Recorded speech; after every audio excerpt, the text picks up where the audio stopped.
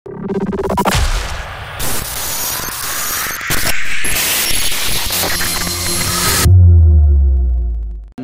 hari ini saya membuat satu laporan polis Diraja Malaysia di Balai Dang Wangi berkaitan dengan serlahan menerusi video yang saya terima lebih kurang jam 10.30 malam tadi yang berkaitan dengan kegiatan komunis atau kumpulan yang disebut sebagai berbentuk komunis menerusi satu kumpulan yang bernama Persatuan Promosi Penyatuan Satu Cina di Malaysia.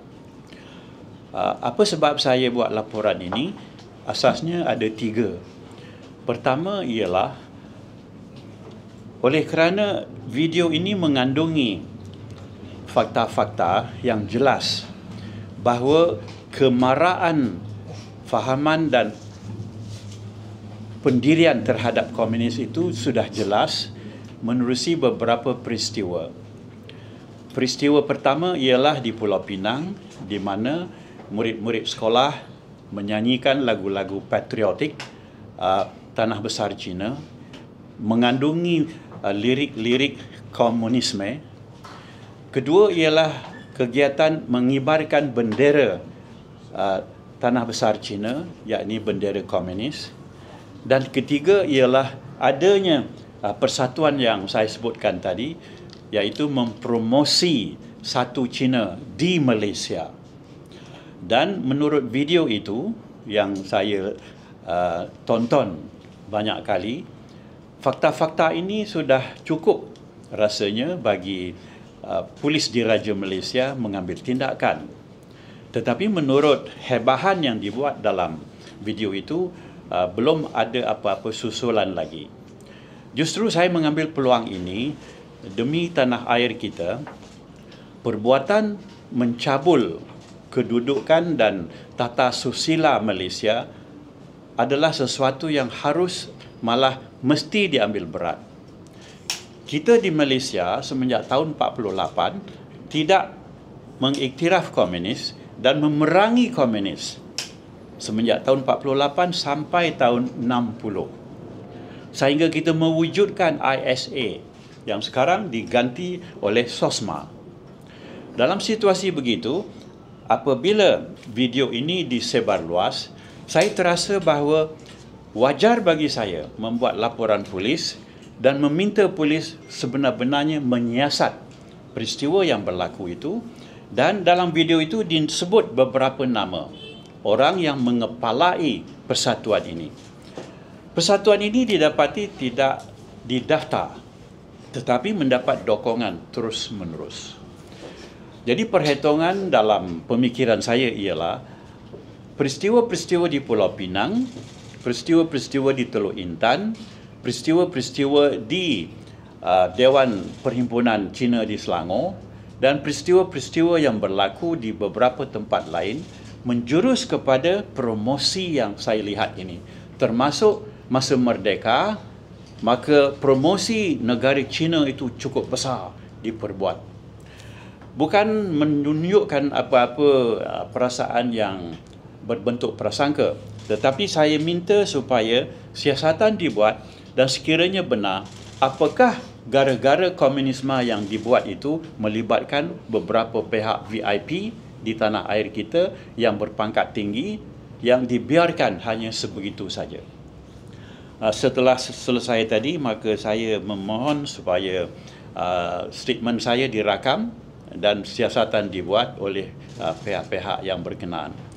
Satu penambahan ialah dalam pemikiran di belakang tabir pemikiran saya ialah kemudahan-kemudahan fizikal yang berlaku di Kuantan, termasuk benteng tinggi yang berada di tepi laut pelabuhan Pahang.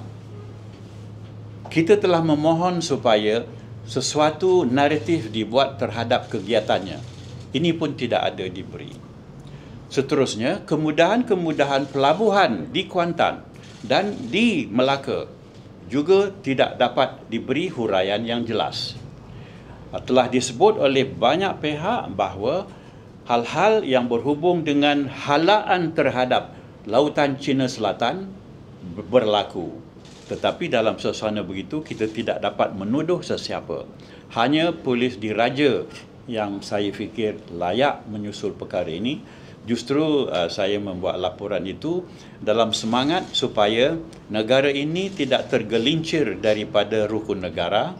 Negara ini tidak mudah diasuh generasi mudanya untuk menampilkan fahaman komunis, jauh lagi untuk menerima beberapa lagu patriotik yang membuat huraian perjuangan yang lain.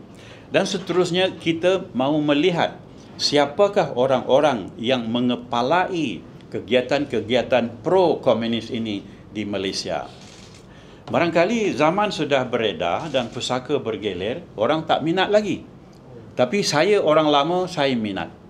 Sebab negara ini hancur oleh komunis dahulu, hampir hancur di tangan Chin Peng, Rashid Maidin dan lain-lain, termasuk Shah Pakeh. Sekarang kita tidak mahu hal ini muncul dalam suasana yang lebih canggih ataupun dalam suasana yang lebih mengelirukan kedudukan kita. Saya dapati juga bahawa persatuan ini harus disiasat, sama ada ia didaftar di bawah sesuatu undang-undang ataupun tidak. Dan dirakamkan satu persatu apakah yang mereka lakukan dalam kegiatan-kegiatan patriot tersebut. Itulah penjelasan saya.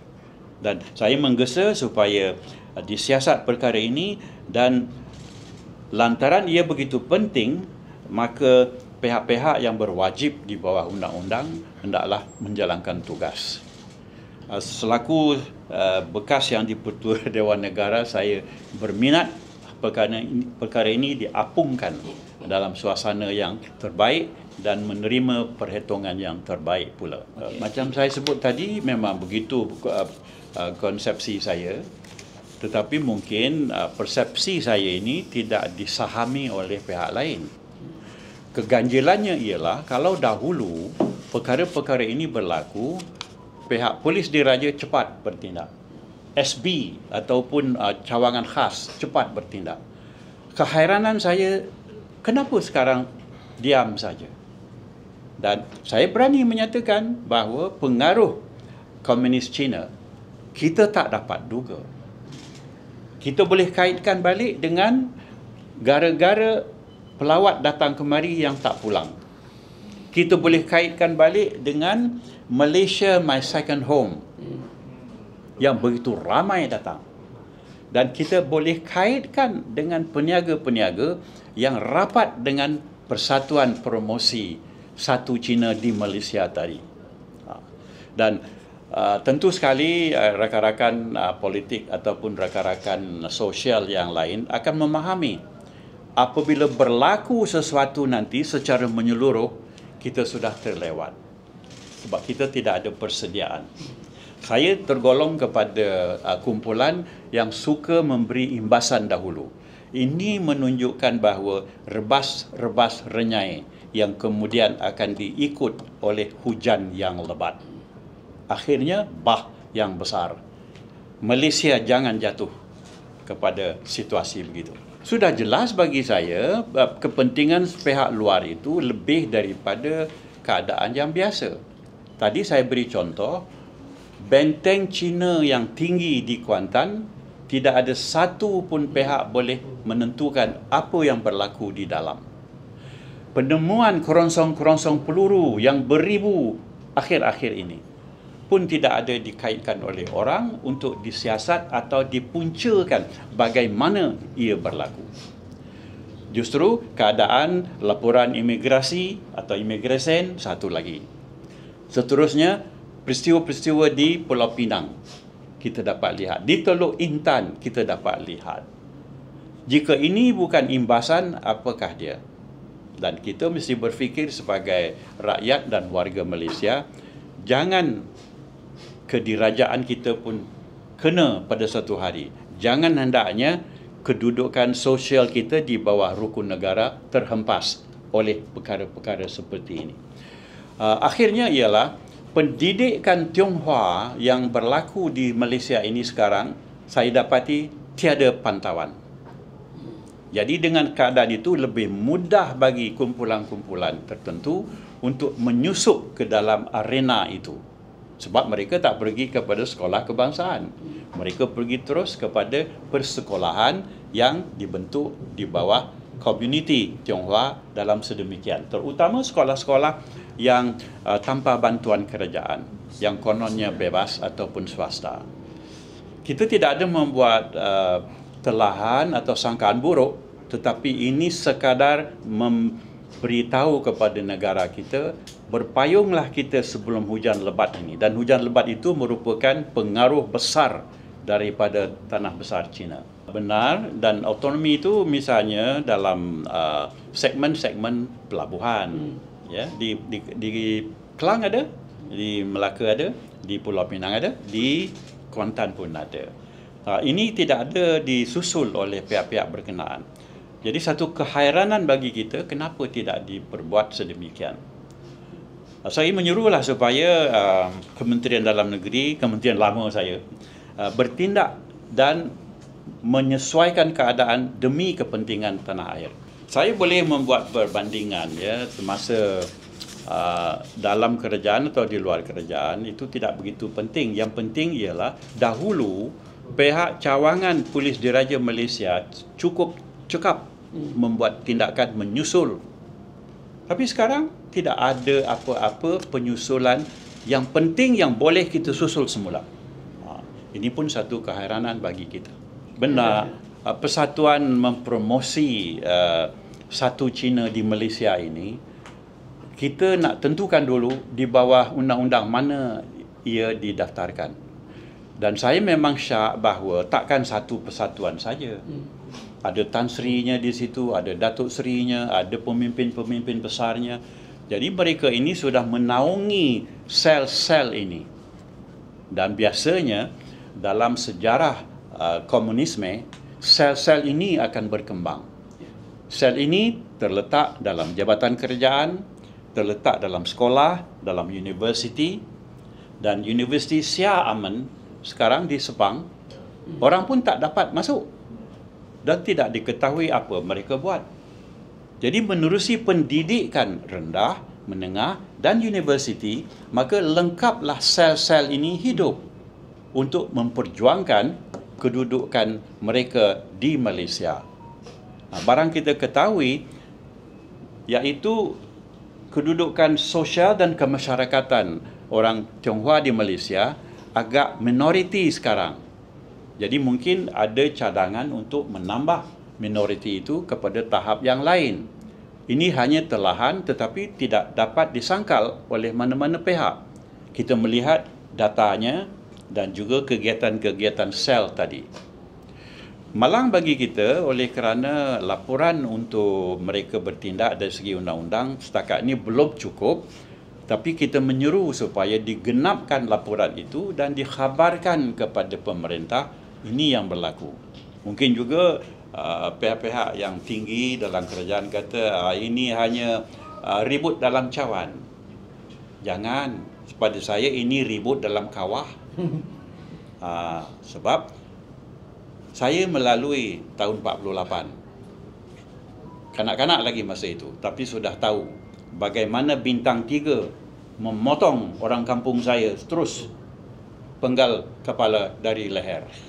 Barangkali itu tidak ada sekarang, tapi boleh berlaku dalam suasana apabila kuasa sel tadi sudah semarak. Dan kita jangan lupa perjalanan beribu batu Mao Zedong berasal dari langkah pertama. Ini langkah pertama di Malaysia. Mungkin langkah lain di negara-negara lain pula. Hujan lebat tu maksud saya, apabila sel-sel ini, apabila Universiti Tionghoa mengalami satu kekuatan, mereka akan mengambil alih pelbagai kemudahan sosial, ilmu dan juga penerusan. Ini belum lagi kita untuk mengatakan AI dalam tangan mereka. AI sekarang dalam tangan mereka. Dan kita tidak ada kebolehan untuk mengatasi AI lingual yang mereka punyai. ini amat mudah bagi mereka untuk melatih. Jadi renyai tadi akan jadi lebat. Payung kita pun tak ada lagi. Di sini saya menunjukkan betapa penting seluruh rakyat misalnya bersatu teguh dan menentang komunisme secara yang boleh dan secara berkesan. Tetapi satu yang zahir bagi saya ialah sel-sel tadi menerusi persatuan tadi berkembang. Dan mereka sekarang sudah berani menyanyikan lagu komunis tanpa silu segan. Mereka sudah berani mengibarkan bendera merah bintangnya itu tanpa silu segan. Mereka tak mahu menyanyikan lagu negaraku. Mereka tak mahu menyebut rukun negara. Cuma saya ingin menggambarkan secara jauh. Raja-raja Melayu tidak harus diam dalam soal ini. Raja-raja Melayu inilah masanya bagi mereka untuk mendapatkan taklimat mutakhir dari PDRM. Tanda-tanda sudah cukup. Tinggal lagi, ada di kalangan kewahduli tuanku tidak minat, itu terserah kepada baginda. Tapi bagi saya, sebagai seorang yang agak lama berkecimpung dalam politik tanah air dan mengetahui asal-usul serta sifat-sifat komunisme tadi, ingin menyatakan inilah sesuatu yang harus kita tentang bersama. Dan ketepikan sifat politik masing-masing. Semua warga Malaysia bersatu menentang gara-gara komunisme yang sudah pun berbunga berputik dalam keadaan sekarang. Saya lebih positif dengan laporan polis yang kita buat pada hari ini. Diharap sesuatu dilaksanakan dalam siasatan dan tahu hendaknya kita apa jadi kepada siasatan itu. Kita harus bimbang. Bimbang dari 3 sudut saya sebutkan tadi. Pertama, jangan gadaikan keselamatan negara dari sudut keselamatan dalam negeri dan juga kewibawaan perkhidmatan ketenteraman awam. Law and order mesti wujud.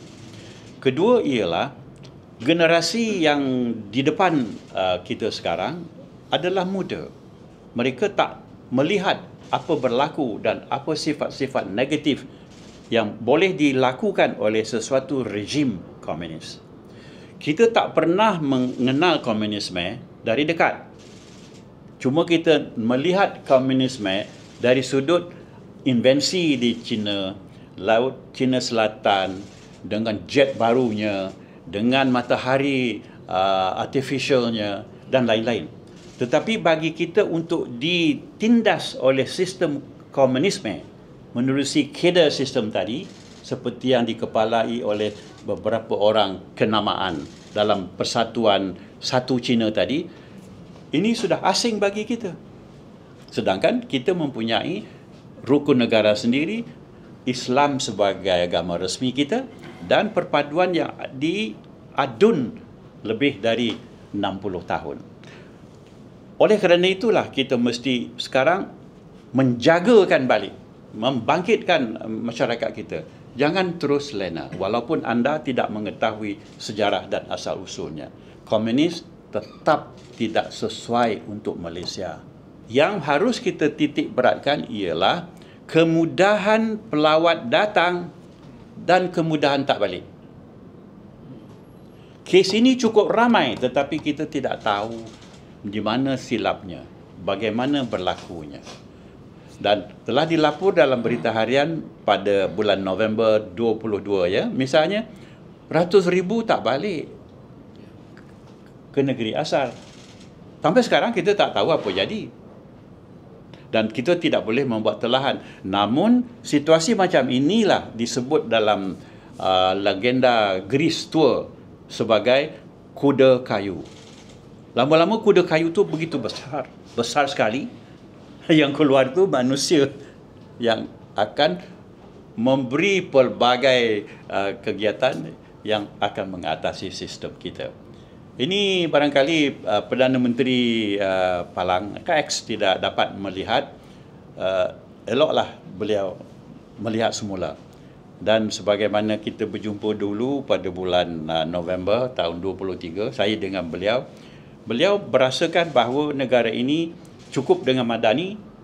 Saya kata kita buktikan dulu bagaimana.